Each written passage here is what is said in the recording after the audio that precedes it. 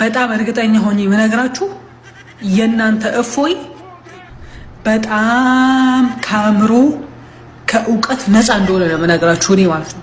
አም ሶሪ ያኔ ይቅርታ አድርጉልኝና ከእውቀት ነፃ የሆነ ሰው በምድር ላይ በዚህ ምድር ላይ ደፈርስት እኔ አሁን እፎይ ነው የምለው። ደፈርስት ማለት ነው ክርስቲያን ሴት ብትሉ ክርስቲያን ወንድ ብትሉ ቆሻሾች አይደላችሁ እንዴ? ደግሞ ክርስቲያን ሴቶች ራሱ ቆሻሾች አይደሉ እንዴ?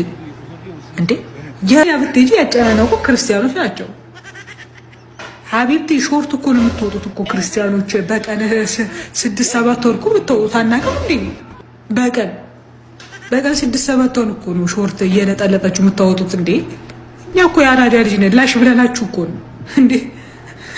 ላሽ ብለናችሁ እኮ ነው እንዴ? እናቱ ፍሬን ያዥ እንጂ ተረጋጊ እንዴ። ይሄ እኮ እንደውም የሙስሊሞች አምላክ ከቻላችሁ ብሎ ፈቀደ።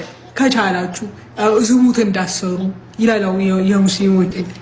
እናንተ እኮ ከአንድ ውጭ መግባት ስለማይፈቀድላችሁ ደግሞ ይፈቀዳል። ከአንድ ውጭ አታግቡ የሚል ደግሞ የለም አስተምሮት። ከአንድ ውጭ የተከለከለ ነው የሚል አስተምሮት የለም። ይሄ የቤተክርስቲያን አባቶች ፍቺ ነው፣ መጽሐፍ ቅዱስ ሲፈቱት ነው እንጂ ኦሪት ዘፍጥረት ላይ ኦሪት ላይ በስነ ስርዓቱ ከአንድ በላይ ማግባት እንደሚቻል ይናገራል መጽሐፍ ቅዱስ ራሱ። መጽሐፍ ቅዱስ ራሱ ተናገረም አልተናገረም በየአገራችን ላይ በየቦታው ሆቴሉን ያጨናነቀው ማን ነው? ሙስሊም ነው። እስቲ አንድ ሙስሊም ወንድ ጥሩልኝ እስቲ ሆቴሉን ያጨናነቀ በዚና ሴት በመለጥለጥ ያጨናነቀ በየሆቴሉ ማን ነው እንዴ?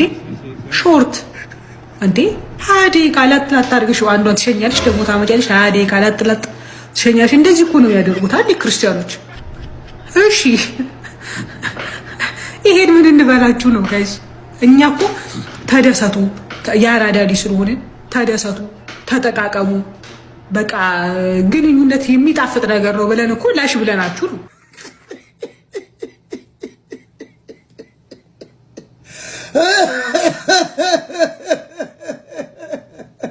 ኧረ ሞትኩ ጎበዝ የምታወጡት እንዴ?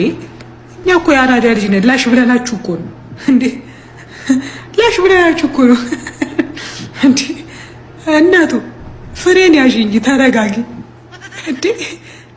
ይሄ እኮ እንደውም የሙስሊሞች አምላክ ከቻላችሁ ብሎ ፈቀደ። ከቻላችሁ ዝሙት እንዳሰሩ ይላል የሙስሊሞች። እናንተ እኮ ከአንድ ውጭ መግባት ስለማይፈቀድላችሁ ደግሞ ይፈቀዳል። ከአንድ ውጭ አታግቡ የሚል ደግሞ የለም አስተምሮት። ከአንድ ውጭ የተከለከለ ነው የሚል አስተምሮት የለም። ይሄ የቤተክርስቲያን አባቶች ፍቺ ነው።